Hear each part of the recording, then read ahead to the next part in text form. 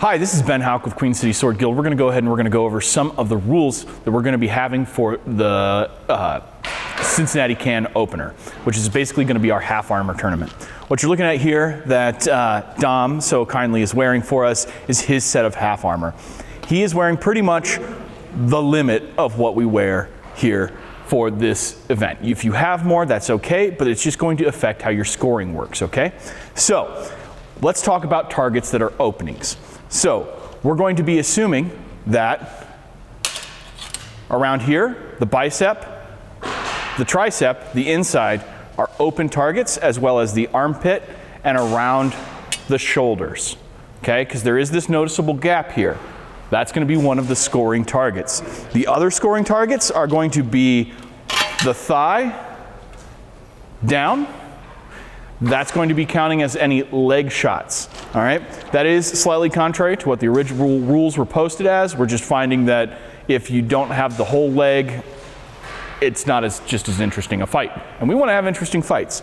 Another thing is if Dom, could you give me a T-pose real quick, buddy? All right, Dom, his plate has a back to it, okay? Most plates aren't going to have a back to it. So if someone can get a wraparound cut that gets to the side, or if I come to the side where the camera can see, a wraparound cut, that's going to count as a scoring target as well. All right, neck, head, those are not going to be scoring targets. I don't want people head hunting. I'm sure you don't want whiplash as a participant. So what we're going to be doing is just kind of, those are not targets. We're going to assume that the participant is wearing a full helmet. In that, a HEMA mask is completely acceptable for that protection.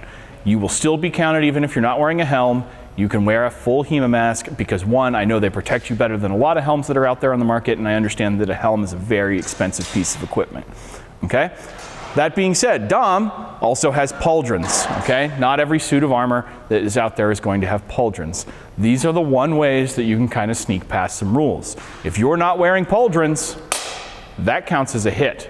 If you are wearing pauldrons, that does not count as a hit. How that works is pauldrons really can affect your range of motion with your arms and your ability to raise high. Yes, you can still reach very high, but it is still, you're sacrificing some of that reach for that protection. So that is going to be one of those in the rules. Sword and buckler, that's going to be our first weapon sets that we're going to start in the morning with. Sword and buckler, thrusts count, cuts count. Okay? If you have ever done sword and buckling before, it's pretty straightforward. It counts the same. It's just we have very specified targeting. Okay? On top of that, the buckler, there are no punches with the buckler. You can push with the buckler, but you may not punch with the buckler. On top of that, you are also welcome to wear a dagger for any of the events. So if you find yourself in a situation where the sword is no longer viable, you are welcome to carry a dagger and use the dagger, okay? Pommels do not count in this tournament, so don't even try doing pommels, okay?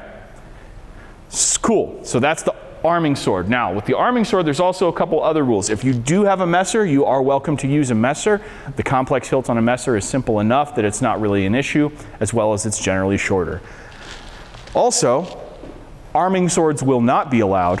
As you see, this here is an arming sword, and this is honestly one of the longest arming swords I've ever seen. And here is a medium length side sword. Side swords tend to be a little bit longer. Also, they have the complex hilt. So, no side swords, arming swords or messers are okay. Obviously no rapiers, because that's even way more different. But no side swords. Cool. Next weapon system we're going to be doing is we're going to be doing the longsword. All right, longsword, same situation. Targeting, targeting, targeting, that wrap around, targeting, okay? Legs too. So pretty much the same as sword and buckler, just you're using a longsword, so it's going to be a little bit different. Half swording is allowed, half swording is encouraged. So maybe brush up on that before the tournament, might be worth a look at. All right, and then finally we have the spear. We will have spears for loan, but if you do have a spear, keep in mind that it needs to be around between about 6 and 7 feet long. If you want even shorter, that's okay, but we're really going to kind of limit it on size. I know they come in so many different sizes. We'll probably make that call when you show up with it. If not, and if it's not okay, we'll get one you can use as a loaner. All right, spears cannot cut. Spears are stab only. Butt strikes with the spear will not be scoring.